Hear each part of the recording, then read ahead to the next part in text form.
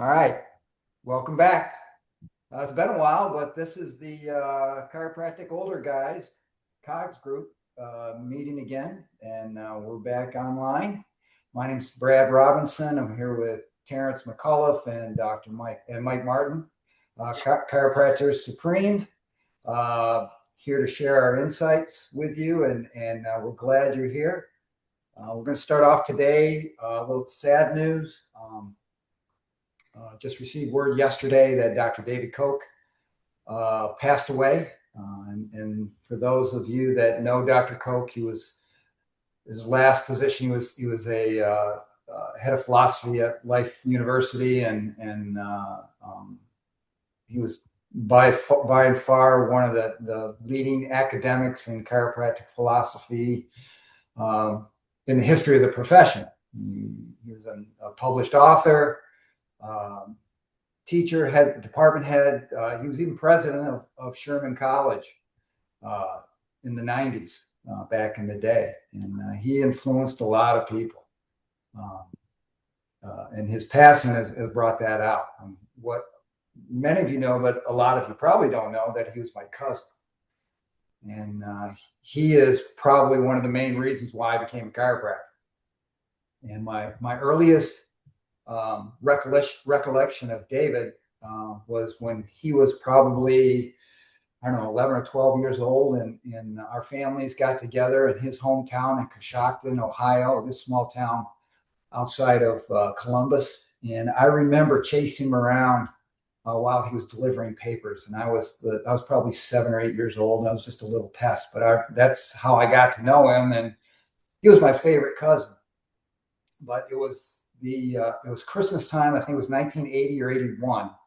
Our families again were together at David's parents' home, just out there, living outside of Cincinnati at the time, and he had just graduated from Sherman College.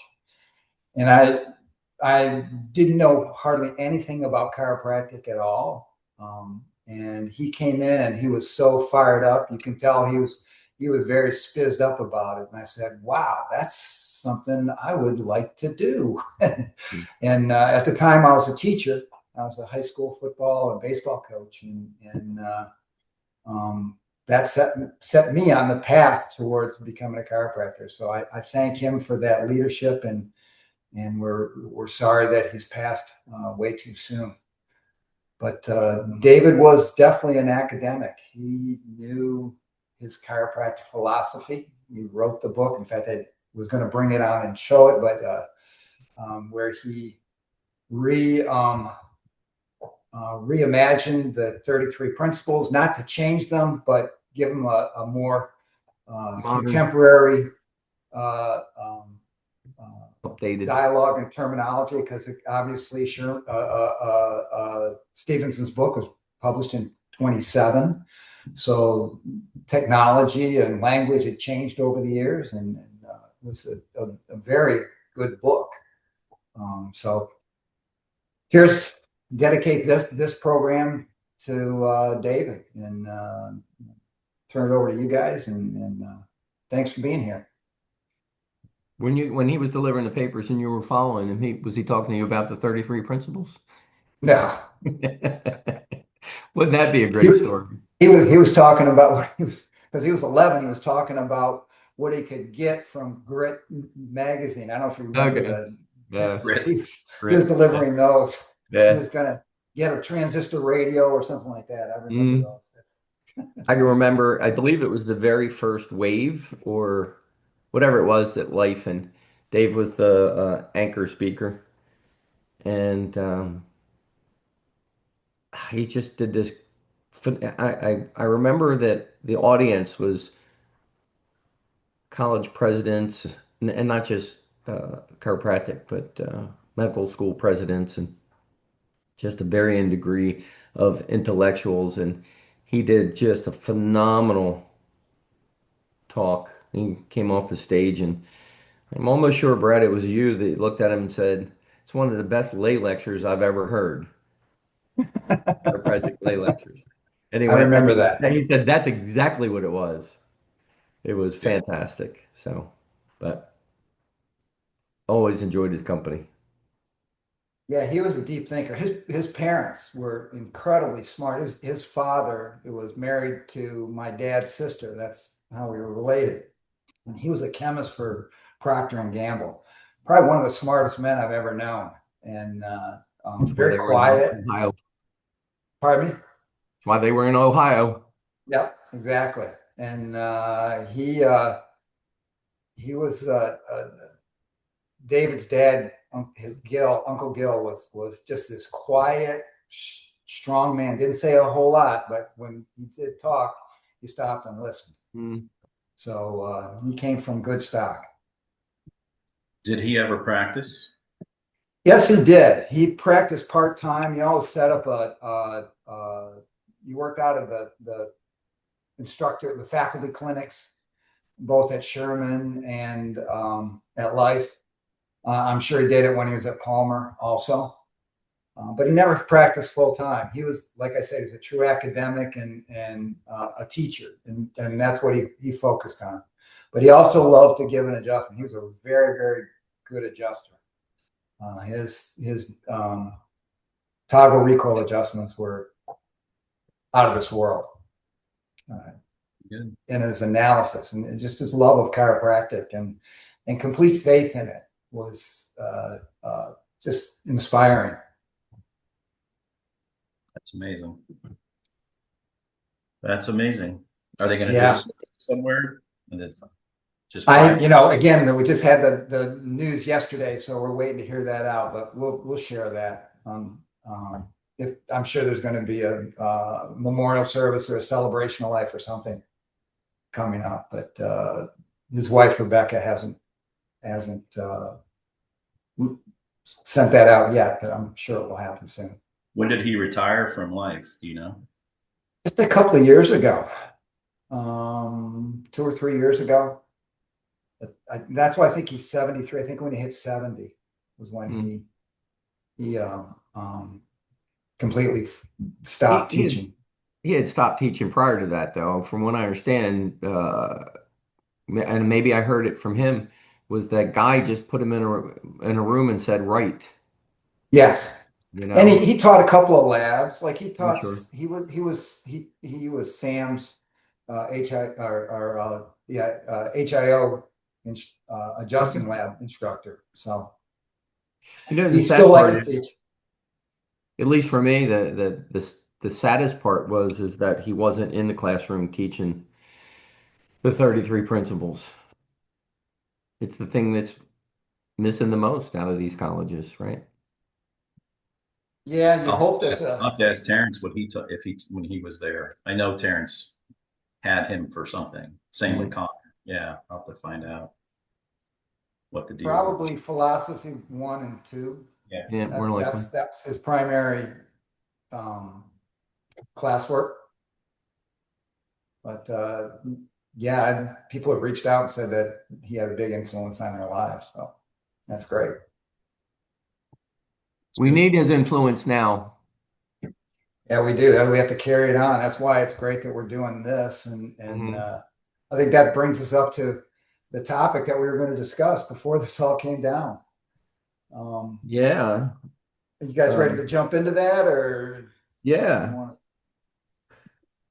Well, when I was sharing with you guys, I read and I looked it up and I tried to find it where I read it because it just was shocking to me that uh, uh, uh, as much as 65% of the graduates from chiropractic school um, regret going to chiropractic college and wish they went into something else. And that just threw me for a loop that it was Yeah. that. I knew there was people that got in there and it wasn't for them, and not always, but I thought that was huge. And that's very scary. It doesn't bode well for our profession that Well, that many people are doing that. I thought about that when you said it, and way back when we were in college, people or chiropractic school, people, the majority went there because of an experience in chiropractic or a family member that's a chiropractic, which gave us many experiences. So that percentage wasn't so high, right? But I wonder how many just college kids now, if you ask them, would say that what they took in college and graduated with they're not happy with. Would it be 65%? Would it be more than 65%? Could I think the differentiation is that our profession was never that way until modern times.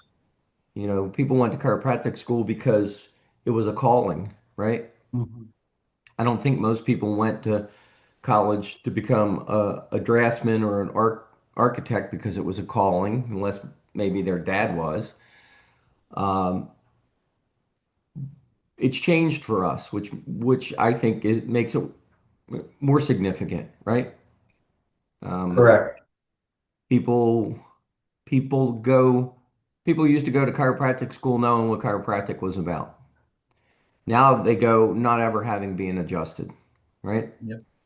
And then when you get there, there was a time when people started that they would learn what it was about because of your people like your cousin David and the old Australian guy and I can't think of his name and you know the Ravens and the people that we had. Uh-huh. They taught people they didn't actually know what chiropractic was. They taught them what it was. And Right. I'd say a good majority of them got it. But now we don't even have people teaching that in college. So they go in not knowing what it is. They graduate not knowing what it is. Then they get out into the real world, not really knowing what chiropractic is. And what do? They grab it what they've known their whole life, the allopathic model or the therapies or what have you. And then they fall on their faces, you know? They can't they can't educate the patient. They can't tell them why they need to be there 3 times a week or 10 days in a row. And we know that works. So the miracles stop happening. So the patients stop coming in, don't finish their care plans, don't talk good about the office. And those chiropractors struggle. They struggle because they've never really known what chiropractic is. And then they go looking for help. And who do they look for help from?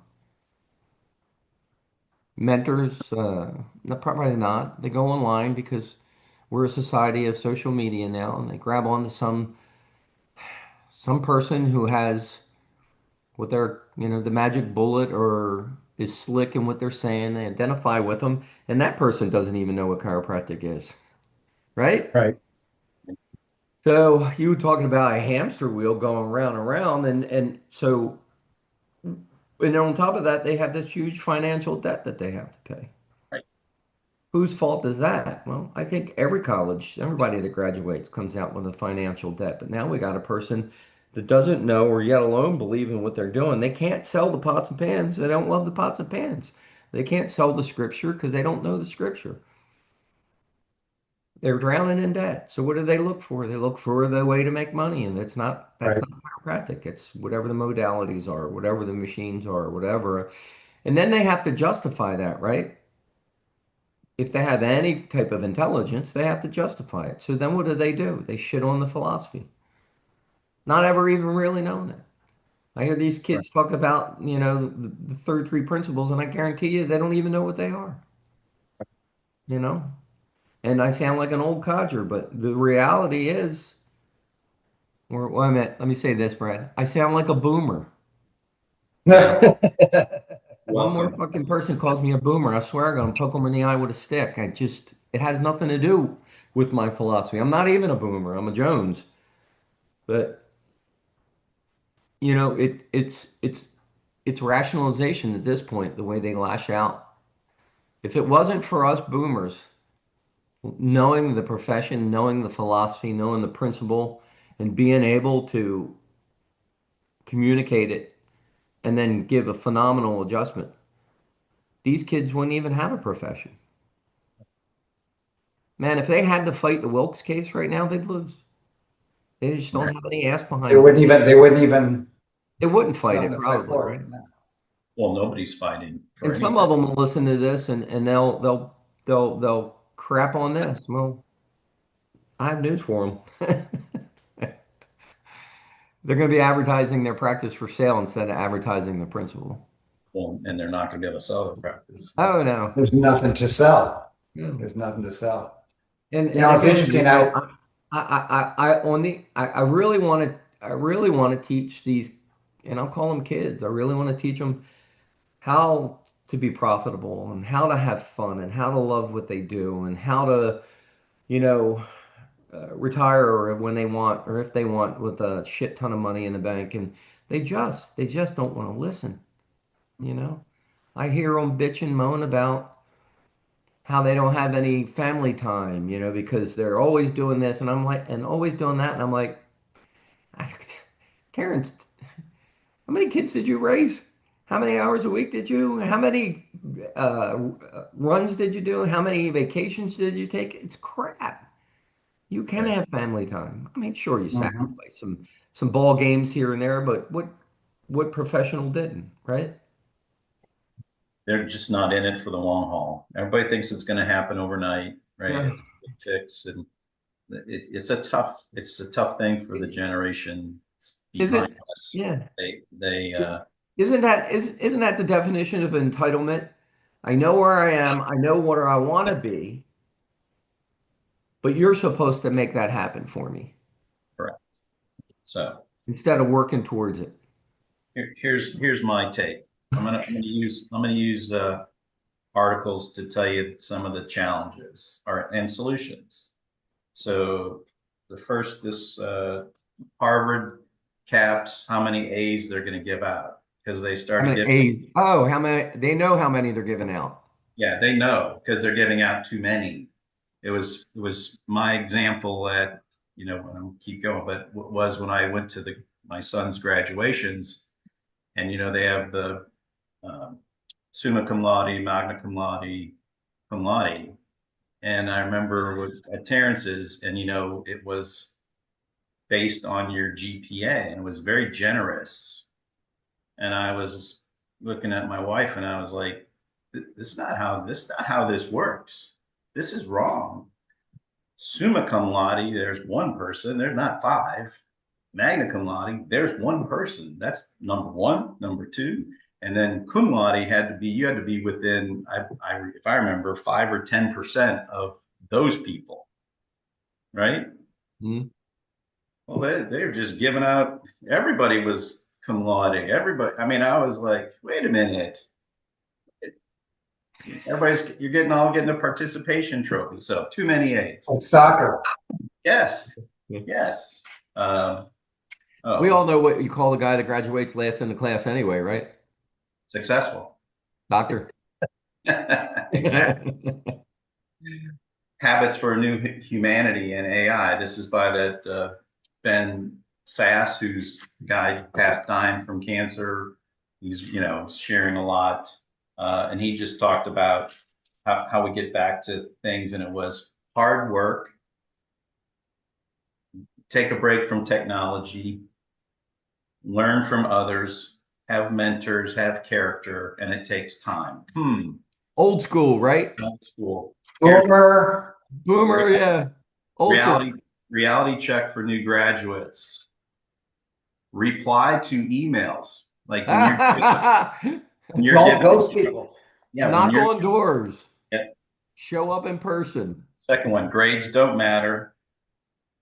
No accommodations. They're not going to like give you extra time to finish a project because uh, well, it says you need mentors, and old and eclectic. You gotta work hard, and otherwise people are going Work to hard.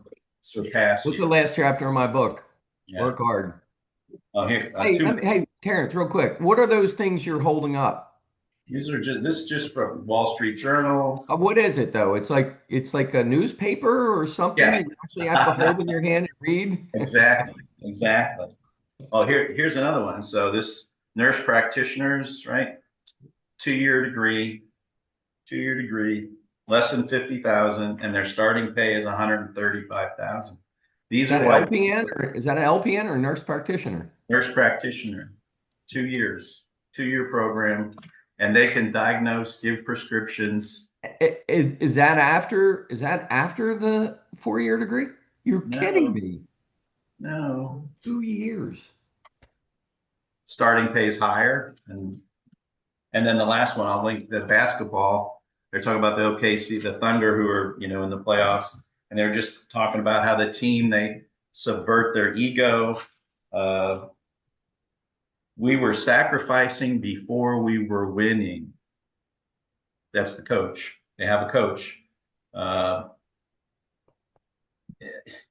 just all different aspects. Oh, it's not supposed to be easy. I mean, these are guys making tens of millions of dollars. But anyway, Mm. again, my bigger thought is that the one thing I'm aware of for us is I knew I wanted to, accumulate, have a successful practice, but I never thought I was going to work less than 30 years, right? Never. Right. No. Right. Everybody's talking about getting out sooner or whatever it might be. Yeah. I actually appreciate it. Some of my kids have said they think they're going to work longer than we did, which is their excuse to try to enjoy more along the way, whatever it might be. But That's a I, choice, right? correct, correct. I still hold about what you're saying, Mike, like we talked about, that there needs to be some, again, I like the term obedience before understanding, and that doesn't mean you're not, like I said, talking to a coach or a mentor or whatever it Mhm. might be, but it's like, really, just do this. Just do it. Yeah. We will give you a rationale for it, but they need to to build on some success and have a basic framework to start. The other Agreed. problem is these schools are teaching that the adjustment is a similar modality to every Right. piece, that they're all equal. And my where I went to school, National, is one of the most complicit in that, but all the other schools are falling in line because they letting all these laser beam people on campus. And Mhm. again, I love all that stuff. It's not chiropractic. No. And I Right. still think you would want to separate that. You would say, well, this is the most important part. Like when people laid on the IST tables, how many times did you hear it, Mike? Oh, I love this. Yeah. It's my favorite part. Yeah. And I'd If you ever sell this, I'll buy it. Yeah. correct. And I'd be like, that's great. I think it feels great too. But that just supports in some way what we just did here, Yeah. but Yeah. so you got to be strong on the most important part. And that's, like we talked about, I believe it's a mixture of the philosophy, the science, and the art, and I continuing do to be also. curious about those and pursuing those so that you build your conviction and understand the power of what you're doing. And I still say the time component is that they're not going to get one adjustment and jump. That's why I was saying about the neuro people. It's sort of Yeah. implied, oh, you're just going to do this couple things and this kid's going to walk or talk or whatever it might be. Right. It's discipline and and same thing. Not you got to have different. I always said hard and soft techniques because not every adjustment works the same on every patient, right? Some people it's just a hold, some people it's Yeah. You whatever. have to have your aces, your kings, your jacks, your queens. Correct, correct. And in turn, you get I always say you get that from going to seminars. I learned most of my better adjusting by being adjusted by other people at the Correct. seminar, Me uh, too. in addition to a technique class or whatever. Yeah. So they just think they're going to come out and it's going to be easy. And I think I love that. When I got to school and I thought I was going to teach my dad something, step in enhanced practice. I was very lucky that I found out, in the first week or two, I didn't know anything. But I Hmm. also didn't know I always said the discipline of being a professional. And that took years, right? Yeah. Very Yeah. lucky. And I Well, I often say this that when an associate left my practice, and I know I did it to Sharon, we cut ties. I just and it wasn't until I learned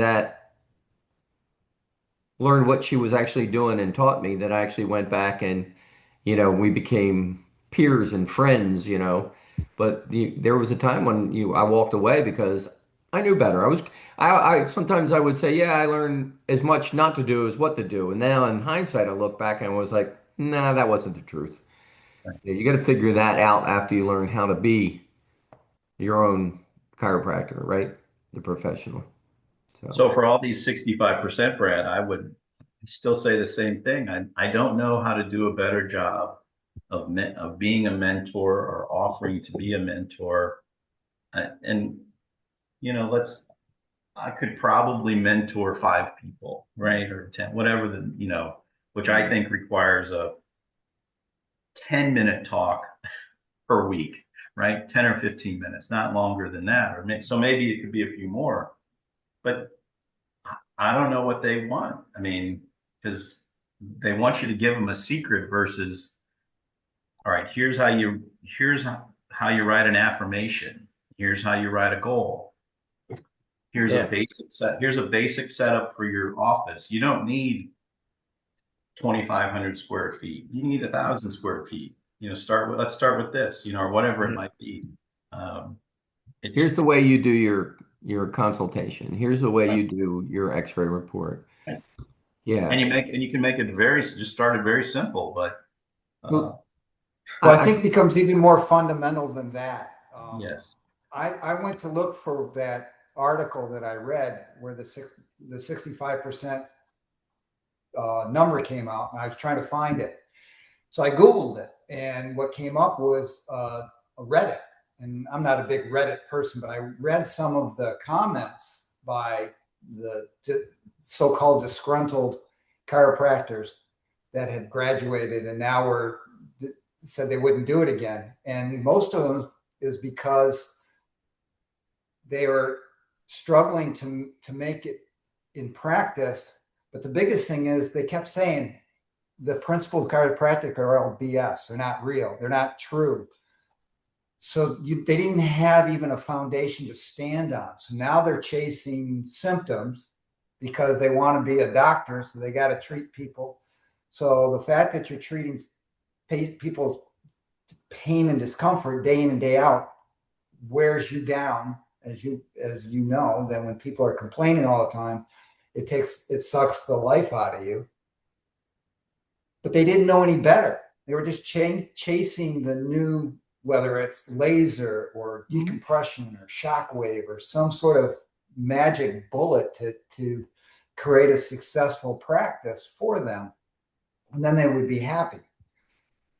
But the people that also chimed in on that Reddit were the ones that loved chiropractic, were the ones that you could tell from their comments is they lived the chiropractic principles and they espouse those principles, and it was part of their being, and they were able to communicate with that with their patients. So they were excited to go to practice every Monday morning instead of dreading it, like a lot of people do in a lot of professions.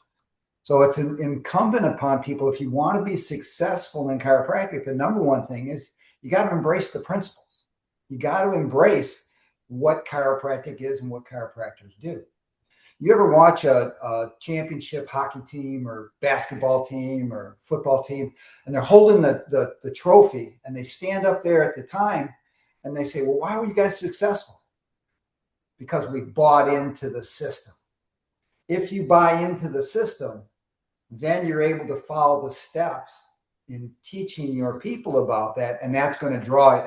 And that's where the fun in practice is changing people's minds so that they stay with you for 2, 3, 20 years or more, because they have an understanding of what you're trying to teach them. And I think that's where and the schools, you're right, the schools aren't teaching that anymore. Mm-hmm. What they're teaching is diagnosis and treatment. Well, what's fun about that? Especially when you have trouble getting reimbursed by insurance companies. There's nothing fun about that. What's fun is when someone reaches into their pocket and gives you $3,000 or $4,000 for a year's worth of chiropractic care. That's where the fun is. And that's where you get, and hand you that newborn. Pardon me? Where they walk in and hand you that newborn. Or that newborn. That's even more. Right. That's even more creates more enthusiasm because they trust you. You guys you were lucky. We were all lucky in that. Even though, Mike, you had been exposed to the principle early, both in school, particularly, you kept getting talked to about it and connecting that philosophy to the adjustment in clinic or even just in your groups, right? Mm-hmm. You had that strong, and then the same thing continued. For myself, I was just rooted in everything's better with an adjustment. and you always need an adjustment.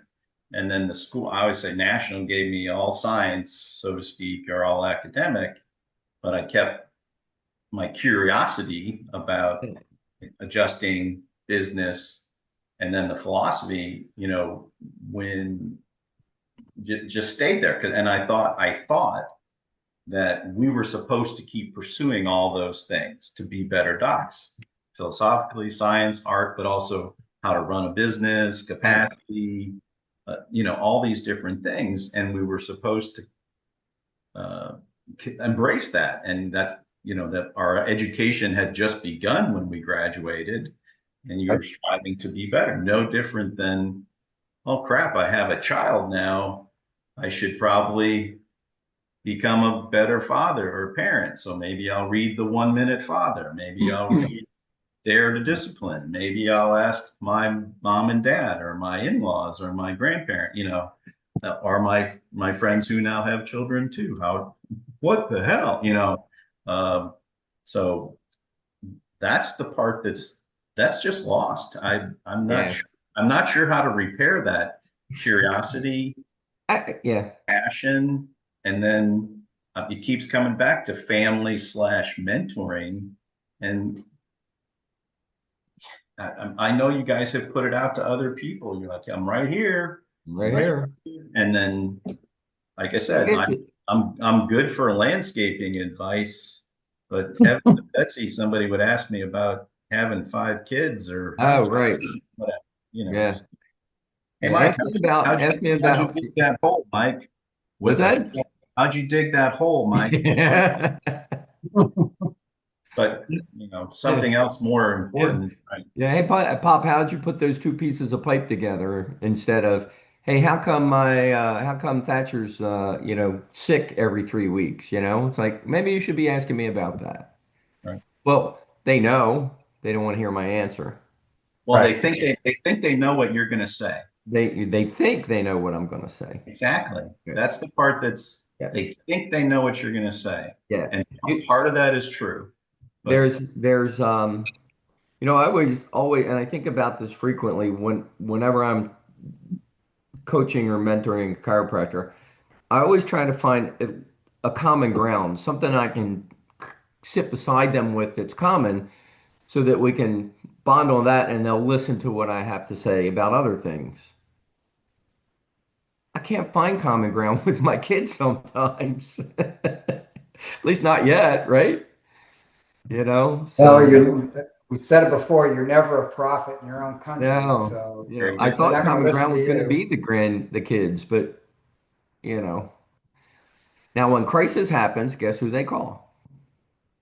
Of Right? course, of course. So, so I'll take that for now and build on that, and I would love to do that with anybody that listens to this that's struggling. There are there's so much to learn from the three of us. People would just reach out, and ask. I'll give you one quick story on that. So Yeah. I had and this is a nugget that you guys already know, but hopefully people will watch to get to this. I had a very seasoned chiropractor who's in a very good coaching program, and he said to me, "Yeah, so how?" And he probably thinks he knows my answer, but he said, "How do you get them to not talk about their symptoms, or that you don't do that?" And I know I first looked at him. My wife was with me. I said, I think I might have looked at him with disdain, like, and I said, what's the one sentence that no matter what they say that you say? Well, let's check it. And you get them face down. I'm okay with acknowledging whether they say it's their neck or low back. We'll just pick that. You guys know me. Stick your thumb on C5 and you say, there it is. Hmm. I said, now you got your chance. You know what's going to go away? Pain. Move. You can give a neuro lesson. No question. You can do whatever you want. That's what Yep. I said. It Yep. but 30 seconds. Then you adjust.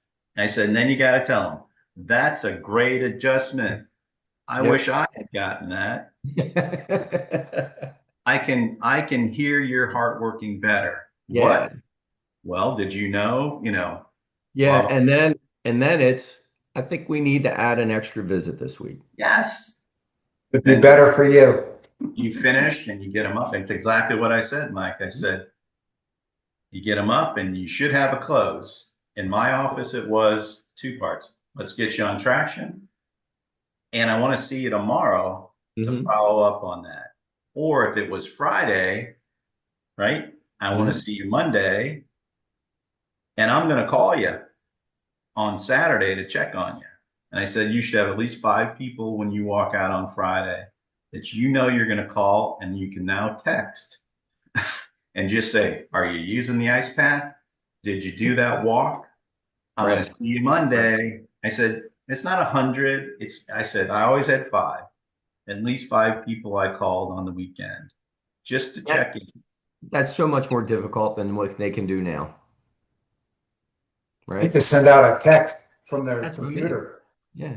Yeah, it's so simple. Voice could be a voice text. They can hear your Yep. voice. Right. Correct. Mhm. So, great idea. Yeah, Super. I mean, mine was the same way, Terrence. I would always, if they had some shoulder pain or whatever, and I would just put a hand on it so they know I was listening, right? Give them some confidence that I was paying Special attention. area. And then I Acknowledge. would say, typically I would say, we can talk about this all you want, or would you rather just lay down and let me check it? Doop, they stop talking, they lay down. And when you get them face down, remember, now their eyes are closed. Mhm. Now they can hear you. Neurology, everybody. Now they can hear because you took 2 things Yeah, out. yeah. You took eyesight out. You took proprioception out because they're out of gravity. Now they can hear. Now they can hear. It's so powerful. I'm with you. Tell them whatever. And if I think that's key, and I think also is key that is that binding exiting statement. You Yes, know, I'll see you tomorrow. you got to have a close, Yep. see you tomorrow. absolutely. Check you tomorrow. Absolutely. We talk about that perfect adjustment. Learned that from Yep. CJ and from From and whoever, but really yeah, and Dean really was good at 5 steps. breaking Yeah. that down. Yeah. Actually, there's a sixth. I included a sixth because you gotta document Oh yeah, what yeah, you're doing. yeah, yeah. That's part of the process. But if you get into a rhythm of doing those 5 steps, greeting the patient, your analysis, your adjustment, a little bit of education, that binding empowering statement, and then having it clean up your paperwork so you can send the patient on their way in a very effective, efficient manner, you can see 150 people in a day and walk out of your office feeling great. You can walk out of your office and go play with your kids, hang out with your wife. Exactly. You know. After serving that many people. Yeah. But you Yeah. have to be disciplined to do that. So many people say that it can't be done, and I'm like, that's just not true. I know so many people that did it, Mm-hmm. and are doing it. Or That, you're not giving them good service. like, How can you adjust people that fast? that's the thing. That's the thing that these young docs that complain that it can't be done anymore. That old school doesn't work. What really irritates them is when you point to the person that's right down the street that's their same age that's doing it, Mm-hmm. right? Absolutely. Yeah. I Absolutely. found that that's not a good thing. That just ticks them off, and they're less likely to listen to you. So you Unfortunately. just like, well, Unfortunately. go spend some time in Mark and Jen's office. You know, Right. spend some time in Terrence's office, right? They'll make excuses not to do that, and that's unfortunate. But you can not only knock on so many doors and tell them there's a fire in the hotel, right? And Correct. save them. Sometimes you got to keep going, got to keep walking. Just got to keep putting this out there, I guess, and see if Yeah, anybody. yeah. Listen, I would like to see us. I would like to see us create some synergy with some of the other philosophically minded people out there. I'm just finishing 33 Gold, yeah, and that is a phenomenal book. Thank you for sharing it. I'm yeah. so That I'd like to grateful. talk. I'd like to talk to Serial. I don't even know who he is. I'd like to have a conversation with him. That would Yeah. be fun. There's people all over the world Yep. that think like us. They're Yeah. all doing their own thing. Yeah. We should all try to come together and create a stronger voice together that Right. to hang on to our philosophy, to hang on to our principles, because that's what helped us be successful and Good question. can help Yeah. that help chiropractic be successful. So I- why can't it help more people? Yeah. I say it all the time. I studied the art. I love the science. I'm passionate about it, but it was the philosophy that at least patient education wise, it was the philosophy that grew my practice and maintained it. I couldn't go in and talk to a patient about telomeres, although I tried. It just didn't. Power that made the body heals the body. Yeah, that's what got people coming back. Yeah. Yep. Yep. So, Well, good. yeah, man. Good stuff, guys. Good stuff. Yep. I As appreciate always, you. as always, if this reaches somebody's ear and even stirs them a little bit, come back and look for us next month. We'll be back next month. Yep. What that was that? Do the Facebook thing or send a question or Yeah. Yep. Send a question. Absolutely. Yep. I have love, yet Love to to get help. one. I have yet to get one. Well, that's not true. I would get one from somebody that I already know and right. have been, mentoring or coaching or been alongside of coaching. I get questions from those guys, but I have yet to get anything from somebody I don't know. So I look Where's for. where's all those students from Sherman? We haven't Yeah, heard. I know.